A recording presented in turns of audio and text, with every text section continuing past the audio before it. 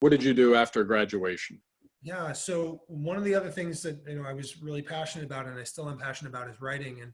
And I was working for a publisher at the time, and I really wanted to get into wildlife conservation, probably more so. There was that sort of struggle, one or the other, and I was able to eventually, through a combination of the volunteer work that I had accumulated and the fledgling resume that I built at that time, I was able to land a job at Bergen County Zoo, which is an accredited zoo in New Jersey, in Paramus, New Jersey. And that experience then led to me coming to Beardsley. At the time, believe it or not, I was living in Connecticut and commuting to New Jersey. So I was really happy not to make that commute anymore, but that was just a byproduct. The real love was when I went to Beardsley. The people were wonderful. The animals were wonderful. It was a very good setting, and I was very fortunate to land that job. And you've been there how many years now? Been there, let's see, I worked for a little period of time, and then I came back to the zoo when the zoo went to society ownership, to private nonprofit ownership, with support from the city of Bridgeport. And I came back in. This is my 21st year now. Mm-hmm. So great. it goes really quickly. People say that, how fast can 21 years go? Well, when no 2 days are alike and you love what you do and you have a dynamic workplace, it can be stressful, sure, but time does go very quickly. And I think my colleagues at the zoo would agree with that very quickly. Yeah, time does go very quickly, but that's interesting because it is a dynamic workplace. So that probably makes it go even faster in some regards. It does, very fast. Interesting point. So tell us about Trout in the Classroom. Sure. Trout in the Classroom is a program that's near and dear to my heart, and I know to other folks at the zoo as well, and to folks in the zoo community. A little over 8 years ago, we had the opportunity to engage with students in Bridgeport in a way in which was very far-reaching, through establishing a regional, or rather a local chapter of Trout in the Classroom. Trout in the Classroom is a national education and conservation program. It's set in schools mostly, although there are a few non-school points, the zoo being one of them, of course, that are home to these chapters. But these can range from kindergarten classes to high school classes. And I believe there are also some college level classes, college affiliations with these various chapters around the country. To give you an example of how broad this program is, there are roughly 100 chapters in the state of Connecticut. And what these chapters do is they raise brown trout, typically, sometimes rainbow trout, very rarely brook trout, as in our case, and they raise them to a size where they head start them. So they give them a chance to grow in human care under the guidance of students, very, very significantly, student-led husbandry and water chemistry and all. Well, we'll talk about all the different aspects to it in a little bit, but it enables the students to provide this stewardship input. The kids take real ownership of the project, and they take care of these fish and they grow them, and then we can get them in the river at a certain point where their head started. So that what that means for folks who may not be familiar, it's pretty intuitive, but we grow them to a point where they're less likely to be picked off by those kingfishers and giant water bugs and all their sort of mid-level and lower level predators out there. So at about 4 to 5 inches in length, you can get fish in the river, and they can already bypass run the gauntlet on most of those predators. Hmm. So the students are raising them from eggs to fingerlings, are they called? Well, depending upon the chapter, some chapters raise the fish from eggs, or they raise them from fry or fingerling stage. We typically raise them from fry stage, which means they're roughly about 1 inch to 1.5 inches at most. They're very, very light. They weigh just a few grams each. And we raise them to about, well, they still have their par markings on them, but to around the 4 or 5 inch range. So a little larger than your typical fingerling, Mm-hmm. just beyond fingerling size. And where do you get them? We work in conjunction with the Connecticut Department of Energy and Environmental Protection, the Fisheries Division, the Inland Fisheries Division. And they've been staunch partners of ours on many other projects, but on this project in particular for more than 8 years. Since its inception, we've been working with them. And without them, none of this would be possible. And there are other folks that are key stakeholders and key conservation partners in this Trout in the Classroom chapter. And how many would you get from Connecticut Deep?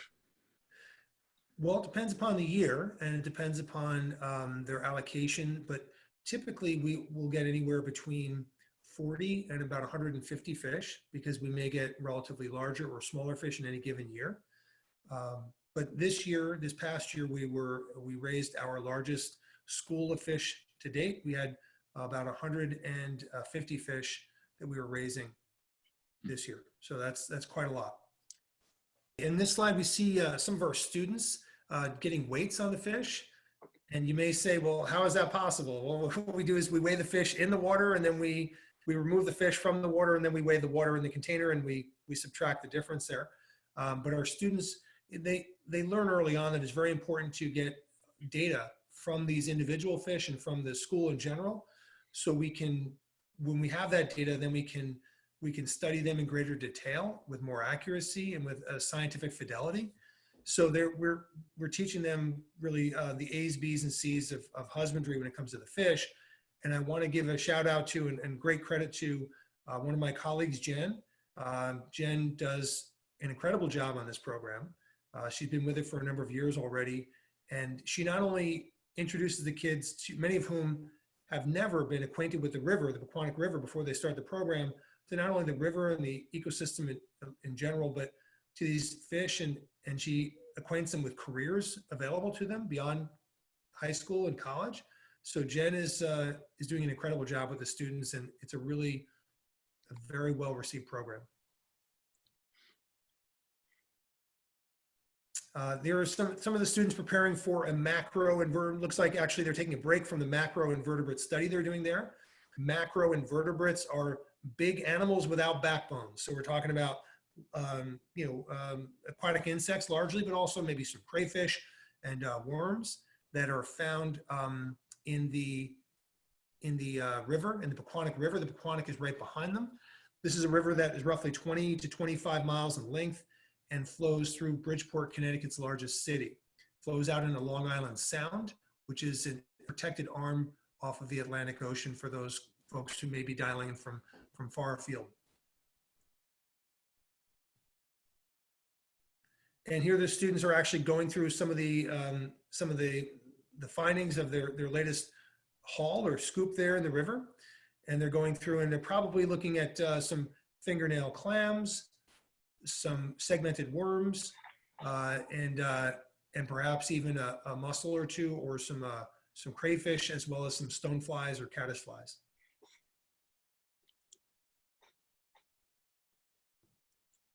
Here we have one of our trays, one of our macroinvert trays that we use for easy analysis.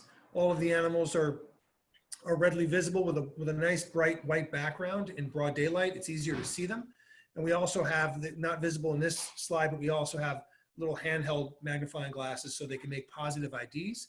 We have a key that Jen and the other staff or volunteers on a given day will use to analyze the findings on a particular day within the river.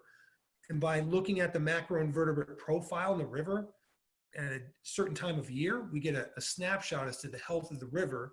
And that helps us to make the determination as to the forage available to the fish and the likelihood of their well-being. So the long story short is that we're finding good, healthy biomass on these macroinvertebrate surveys, and that bodes well for the river and bodes well for the trout and for everybody. Again, one of our students making a quick haul there, and I don't know if she's regretting it there, but white pants with that mud, yeah, we believe in getting in there, getting a little messy. We roll up our sleeves, we get a little messy, and that's the only way to do conservation. So, but it's fun, a lot of fun. These are good students that are quite serious. Is that correct? They are, yeah. These are very focused students. We began working on this program with, we had the blessing of our zoo administration, both Greg and Donna, our director and deputy director, were fully behind it. Our board was behind it. And it enabled us to, when you have that kind of institutional support, you can talk to community stakeholders with confidence. And one of those stakeholders was actually somebody who was familiar with our programming, which was one of the board members on an organization known as the SEC, the Science Education Center of Greenwich. And both Pat and her colleague Lizette, who served on the board there, were familiar with our programming. And one of their family members had been in one of our youth programs, and they were very confident in our ability to connect with students.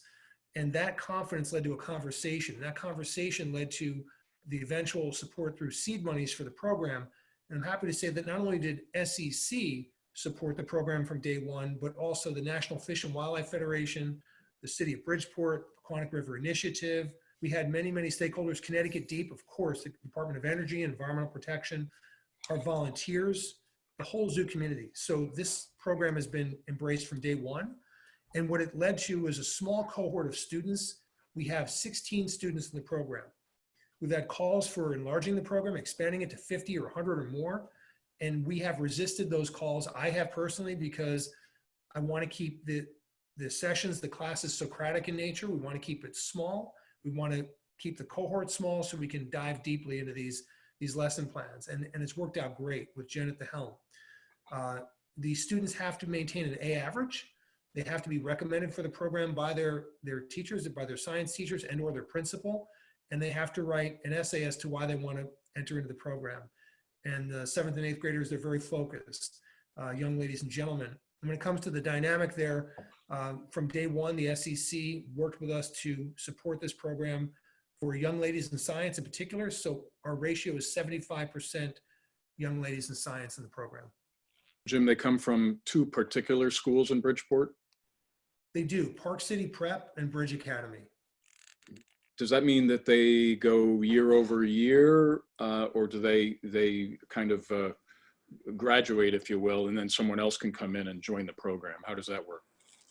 Thank you for that mention, because it's a really neat dynamic. The 7th and 8th graders, we have them work together such that there's the 8th graders mentor the 7th graders coming in, and we have pretty strong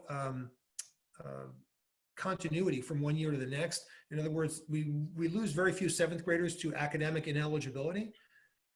They go right up to the 8th grade. They're very enthused about the program. They love it. They come back. And then the next year, they're the ones who, put their arm around the 7th graders, so to speak, and show them the way of the trout, and they show them how we do everything. Certainly Jen is at the helm, but it really helps to have those 8th graders in that role, because they take it to heart. They're really serious about it.